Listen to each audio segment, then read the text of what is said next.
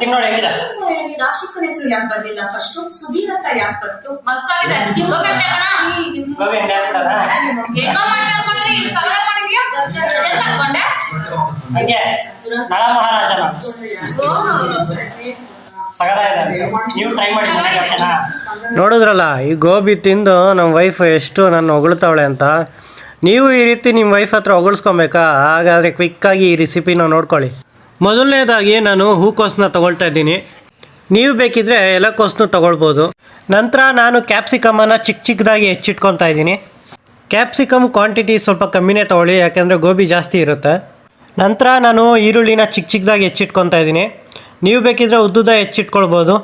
ನಿಮಗೆ ಯಾವ ರೀತಿ ಬೇಕಾದರೂ ನೀವು ಈರುಳ್ಳಿನ ಹೆಚ್ಚಿಟ್ಕೊಳ್ಬೋದು. ಆಮೇಲೆ ನಾನು 3 ಮೆಣಸಿನ್ಕಾಯಿ ತೊಗೊಳ್ತಾ ಇದ್ದೀನಿ. ನಾನು ಗೋಬಿನ ಸ್ವಲ್ಪ ಸ್ಪೈಸಿಯಾಗಿ ಮಾಡೋಣ ಅಂದ್ಕೊಂಡಿದ್ದೀನಿ. ಹಾಗಾಗಿ ನಿಮಗೆ ಸ್ಪೈಸಿ ಬೇಡ ಅಂದರೆ ನೀವು ಬೇಕಿದ್ರೆ ಮೆಣಸಿನ್ಕಾಯಿನ ಸ್ಕಿಪ್ ಮಾಡ್ಬೋದು. ನಾನು ಈಗಾಗಲೇ ಹೆಚ್ಚಿಟ್ಕೊಂಡಿರೋಂಥ ಗೋಬಿನ ಬಿಸಿನೀರಲ್ಲಿ ತೊಳೆದು ಅದನ್ನು ಸೈಡಿಗೆ ಎತ್ತಿಟ್ಕೊತಾ ಇದ್ದೀನಿ. ನಾನು ಇವತ್ತು ಗೋಬಿ ಮಾಡೋದಕ್ಕೆ ರುಚಿ ಅವರ ಗೋಬಿ ಮಂಚೂರಿಯನ್ ಮಸಾಲವನ್ನು ಯೂಸ್ ಮಾಡ್ತಾಯಿದ್ದೀನಿ. ಇದನ್ನು ನಾನು ಕೃಷಿ ಮೇಳದಲ್ಲಿ ಹೋದಾಗ ತೊಗೊಂಬಂದಿದ್ದು. ಇದನ್ನು ಯೂಸ್ ಮಾಡೋದ್ರಿಂದ ನಿಮಗೆ ಕಾರ್ನ್ಫ್ಲವರ್ ಆಗಲಿ ಮೈದಾ ಹಿಟ್ಟಾಗಲಿ ಹಾಕೋ ಅವಶ್ಯಕತೆ ಇರೋದಿಲ್ಲ.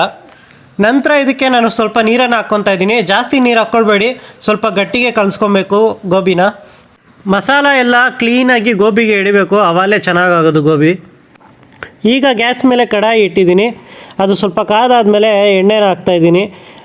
ಗೋಬಿ ಎಲ್ಲ ಕ್ಲೀನಾಗಿ ಫ್ರೈ ಮಾಡ್ಕೊಳ್ಬೇಕು. ಎಣ್ಣೆ ಕಾದಾದಮೇಲೆ ಸ್ವಲ್ಪ ಲೋ ಫ್ಲೇಮಲ್ಲಿ ಇಟ್ಕೊಂಡು ಗೋಬಿಯನ್ನು ಫ್ರೈ ಮಾಡಿ. ಈ ರೀತಿ ಕಲರ್ ಚೇಂಜ್ ಆಗಬೇಕು, ಆವಾಗ ಗೋಬಿ ಚೆನ್ನಾಗಿ ಬೆಂದಿರುತ್ತೆ ಒಳಗಡೆನೂ ಕೂಡ. ನೀವು ಹೈ ಫ್ಲೇಮಲ್ಲಿ ಇಟ್ಕೊಂಡ್ಬಿಟ್ರೆ ಗೋಬಿ ಫುಲ್ಲು ಸೀದೋಗ್ಬಿಡುತ್ತೆ. ಆಮೇಲೆ ಆ ಗೋಬಿ ತಿನ್ನೋದಕ್ಕೂ ಕೂಡ